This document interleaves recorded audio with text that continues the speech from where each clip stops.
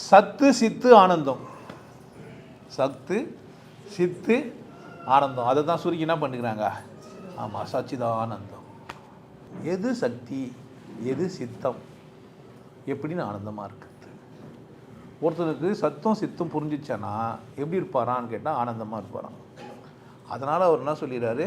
சத்து சித்து ஆனந்தம். நான் எப்போதும் எப்படி இருப்பேன் அப்படின்னா இன்பத்தில் இருப்பேன். சர்வ சதாகாரமும் இன்பத்தில் இருக்க முடியுமானா முடியும். துக்கம் உன்னை வண்டாதானா அண்டும். ஆனால் ரொம்ப நேரம் அது இருக்காது. ரொம்ப நேரம் அது இருக்காது. ஒரு வாத்தோ இல்லை ஒரு அன்னப்பறவையோ இல்லை ஒரு நீர்க்கோழியோ தண்ணியில் மிதக்கும். தண்ணியிலே தான் மீனை சாப்பிடும். ஆனால் தண்ணி அது மேலே ஒட்டாது. சும்மா தாமரையிலே சொல்லக்கூடாது. தாமரையில் தண்ணியில் இருக்கும், என்ன பண்ண முடியாது. ஆனால் இதுங்கெல்லாம் போய் அதை கூட வாழ்ந்துட்டு வரும். ஆனால் என்ன பண்ணாது, ஒட்டாது. சந்தோஷம். அது மட்டும் பறக்கும், திரும்ப லேசாக தான் அதுக்கு பறவை இருக்கும்.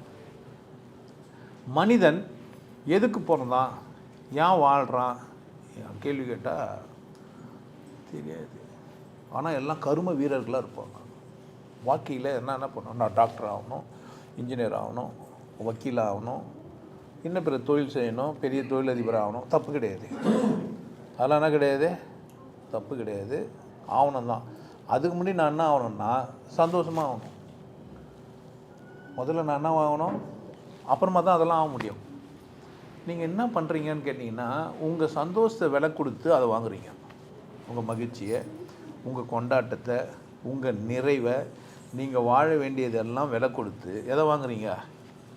வாங்கின வந்த பேர் தான் தெரியுது அது ஒரு துக்கமான செயல் அப்படின்ட்டு. வாங்கிறதுக்கு முன்னாடி அது தெரியுது இல்லை. டாக்டர் படிச்சுட்டு ஒரு நிம்மதியாயிட்டாரா போய் கேளுங்க, கிடையாது.